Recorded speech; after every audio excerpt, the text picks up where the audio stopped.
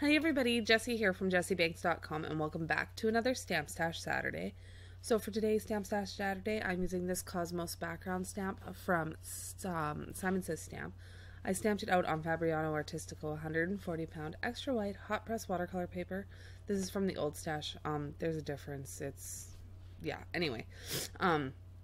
With my favorite things, extreme black ink. I'm just going through now and quickly putting in a flat wash of manganese blue hue. I just wanted to get some background in there. I am going to add a little texture to it later, but I just wanted something to break apart those flowers just to help me go through, so I just quickly threw all of that color in.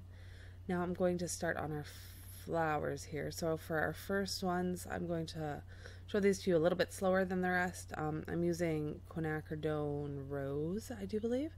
And I'm just putting clean clear water down, a nice wash on top of these flowers, and then I'm going to pick up some of the color on my brush and I'm going to tap it at full or at a higher concentration right around the center of these flowers, and it's going to blossom out into the rest. I am going to clean my brush off and use some water just to help pull it into the rest of the color, just to achieve the look I'm after for the first layer of color. We are going to come back and add some more to these after, but this will just give us a nice start on them, and then I'm gonna carry on around the entire image, doing that to all the flowers I chose to do pink.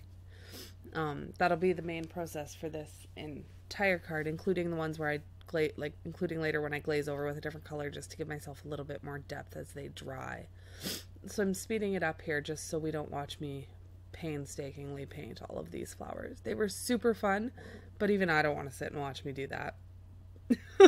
Not on my list of things to do. So Stamp Stash Saturday, you guys. Look, I'm back with another one. This was actually supposed to be Watercolor Wednesday, and I didn't get it done in time, and I'm leaving town. So I decided to give you guys something different then and put this up now because I had it mostly filmed. Next week I'll be back on schedule, and you guys will get two card projects throughout the week for sure. There might be a couple extra little watercolor tidbits or whatever tucked in there, but you're getting 2 card videos at some point next week. I promise. That's my mission for next week, is to get you guys 2 process videos. So we'll see if I succeed or if I fall on my face and apologize at the end of the week. It'll be one of the two, right? So I'm using these colors are mainly from that lot of paints that I picked up as a D-stash. So they're super fun to use, and I'm just kind of playing with them and seeing what colors I like and which colors I don't. And because I mean, I don't need them all as much as I would love to have the entire collection. I'm not sure why I have video of me not doing anything. Weirdness. As much as I would love to have them all, I don't need them all, and it's ridiculous to have them all. You need to pick a few that you can mix with and use and like the colors of, and that's all you need. You don't need everything. So now we're going to go back, and I'm using Carbazole Violet. This is Daniel Smith's Dioxazine Purple. It's made with their dioxazine pigment, and I'm going through, and this is the exact same process. So we're tapping it around the center there, and then I'm going to help blend it out into the rest of the flower, and then just let it dry naturally. I'm not taking my heat gun to any of this. I want these colors to flow out and move and dry at their own speed. And what word am I looking for here? I can't find English. Anyway, as long as that paper is cool to the touch, the paper's still wet on the inside, and as long as that paper is still wet, those colors are still moving. So until that paper is completely dry and feels room temperature again, those colors are still moving and doing their thing. You can see how they look really, really dark around the center at the start, and then as they dry out, the color kind of flattens into the paper and doesn't look quite as vivid and vibrant. So I'm wanting to let it do its own thing there. And carry on through the whole image with the purple doing the same thing. So how's everybody been this week? I hope you all have been well. I've had a really good week. I didn't work much this week, which was actually nice by me to have a little bit of time off. I got my taxes done, and I cleaned house and caught up on a bunch of laundry and all that kind of jazz. So that was super exciting. Not really, but it was nice to have some time to me for a change. So I really enjoyed that.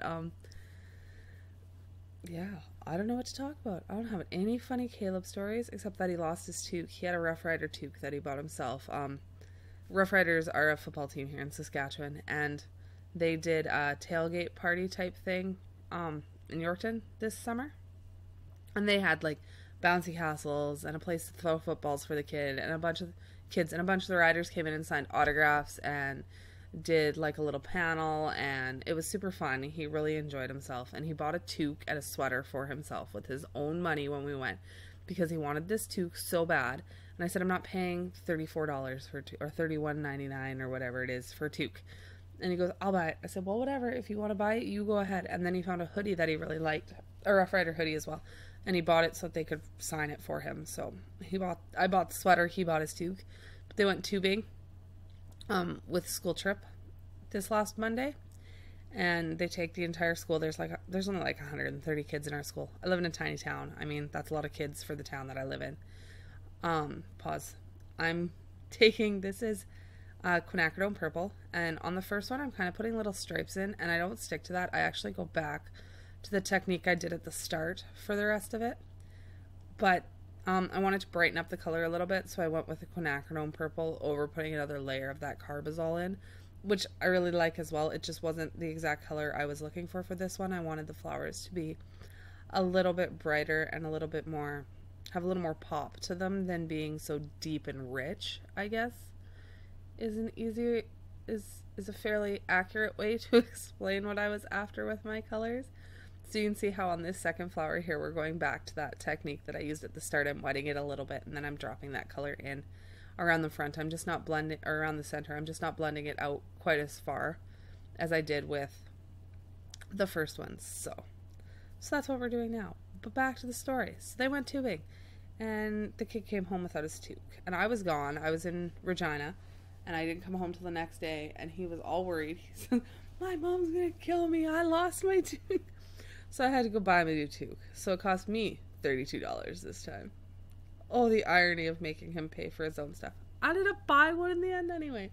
But yeah, that's about the only story I have with Caleb lately. He's been on a roll of not doing anything funny and noteworthy for you guys. I don't know. He's hilarious. I love that kid so much. Yeah, he's the best. I'm biased, but he's the best. So I'm just working on adding shadows and creating some differentiation between these flowers and the petals and what's in front and what's in behind. But I'm not being super picky. With all of the flowers that are on this and the way that they all lay together, it's absolutely beautiful. I love this stamp set. I think it's so gorgeous. I'm putting down just a little bit more paint there. But you don't need to overthink it. Like, you don't need to add too much and put too much detail in, because there's so much detail in the line art itself that it doesn't feel required. So for our pink flowers here, I'm going through and I'm dropping in one of my all-time favorite colors now. This is quinacridone coral. I love this color. I use this color all the time. It's probably my most reached for red/pink color of watercolor that I have. I use it tons and tons and tons. So we're just following the same thing, and I'm just deepening up that center to make them a little more bright and vivid. So fun stuff, guys, over and over and over again. I hope you're enjoying watching it. I know I sped it up a little bit because, yeah, like I said, I didn't want you guys to have 4 hours of watching me do the same thing, because that's not very exciting. But if you don't have this stamp set, it is a Simon Says Stamp brand stamp set. I will have the link to it in the description box below. Go pick it up and paint with it. It's super fun. I want to restamp it and emboss it. I might film that one for you guys as well. Do it with embossing so you can see the difference between the two, like white embossing or a rose gold or whatever. Would be really, really pretty. So I'm taking, this is that quinacridone rose, and I'm dropping a little bit of that around the center of the purple flowers just because they weren't quite bright enough, and I wanted to give them a little more pop to the middle of them. So I'm just quickly dropping in just a tiny little bit. I'm not putting a lot of it in there at all. I don't want the pink to overtake the purple. I really do want it to look like purple and pink flowers, not just pink flowers. So I'm being careful not to put too much in there, but I am putting just that little bit. I'm using my silver black velvet brushes. I love these brushes. I have a few others. I picked up a new one I'm testing. But I really do reach for my black velvets the most. I enjoy the mixture. I want to pick up a sable brush and check it though. I'm adding green here into my stems. This is sap green. Just a nice little green. Whatever, it was the first one I grabbed. So now I'm going through, and this is I'm adding some texture into this background. I thought it felt a little flat. So this is Phthalo Blue, and I'm watering it down a fair bit, and then I'm dropping it just into the corners, you can see there, and then I come back through with some clean water on my brush, and I'm just kind of splatting it out into the rest of the area. I'm not blending it out flat. I want it to look texturized, and so you can see that lighter color coming in behind it. I just wanted it to feel a little more, I don't know, a little more watercolory and less of just that flat wash of color back there. Personal opinion, the flat color looked really, really nice as well. I just am me and had to add more because I can't leave well enough alone is basically the reason why I did that. Because you can't just leave it be, Jessie. You just can't. Why do you have to be so difficult? Because that's my job. Anyway, now that I've had a conversation for myself, or with myself, so getting all of these done, then I'm just taking, oh, that yellow, I thought it was done, and I'm dropping a little more texture into those flower centers because I have to. I've cut it down to 4 1/4 or 4 by 5 1/4 there, and now I'm using this blooming bouquet set from Altenew, and I'm just taking that hello die or hello stamp and placing it on the vellum off screen. Oh look, I moved it up. Good for me. This is my embossing tool, so that'll take that powder in the little brush thing there will take away all static so that the embossing powder only sticks where I want it to stick. I'm using Stupendous white embossing powder and my fancy spoon again. People seem to really enjoy my schwanky spoons. Scraps of cardstock, it works. Now, before I emboss this, I did heat my embossing tool up off screen. Now, there was a few spots, blew my big head. There's a few spots that didn't get, mustn't have got ink because they didn't have embossing on them. So I just went over it with an embossing pen. That's one of the letterets from Ranger, and just added into where those holes are. So I cut this out. We're going to tape it around our card front so that it's taped on the back side and you don't see it. I do end up using a little bit of liquid adhesive behind a couple of the letters and putting some sequins on here right away, and that will help hold that paper down, like that vellum flatter to the card. It won't be perfect, but it works for me. So we're taking our 4 by 5 1/4 inch panel here, and I did an A2 size top folding card. So I cut an 8 1/2 by 11 piece of paper down the middle at 4 1/4, and then I folded it at 5 1/2. So that'll give me a nice little white border around our card. Here's where I'm going to glue that down there, and then I'm going to add our sequins on top. And then there's our card. So I hope you guys enjoyed this video.